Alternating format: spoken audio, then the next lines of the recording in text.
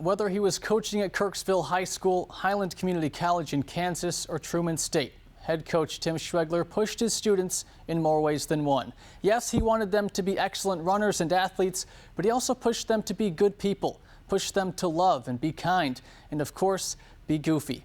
He passed away on April 14th, and to honor him, we remember the stadium-sized hole he leaves in the heartland through his players' eyes. When the gun goes off to start a race, running as hard and as passionately as you can during a 50-meter sprint is difficult, yet easy, when compared to Tim Schwegler's ability to do that throughout his life. He really shows up in all aspects of his life and puts his full heart into everything that he does. So just an all-around, puts his full effort into everything is probably what I'll remember about him. For these student athletes, it begins before they're even on his team. When he recruited me, he drove to my house.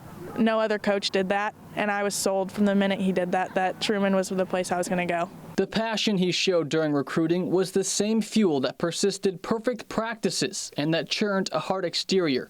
But as some pole vaulters know, there's a soft landing on the other side. He was so funny. He was always joking with us and poking fun at different things. He had a really weird sense of humor. I thought he was outgoing and nice and just goofy overall. The coach supported them through all their highs and lows, rejoicing in their victories, educating in their defeats. As more meets went by, shots landed, javelins plunged Earth's surface, and runners sprinted past the finish line, the more interaction the athletes had with his biggest supporter. We got to see a little bit into his personal life because his wife was also an assistant coach here, and so we got to see them interact, and we got to hear about things that they were doing on the weekend. So you talk about what he was going to make for dinner that night to her. You could just tell how much he loved her. And it just really showed how passionate he was about his family. His wife of 37 years, Nancy, was his biggest fan and partner as he pursued his dream of making these athletes better. As some of them run their last lap on the Truman track, they think back on all the underrated things he did. I didn't realize how much he did for the team until he was gone, but he put in so much work and just actually really cared about us. I think I'll miss his knowledge. I kind of didn't realize how much he knew as a coach until now, because it's missing. Though his coaching and leaps of joy when a track star would win are absent, the impacts he made on his players, team, and community will be seen forever.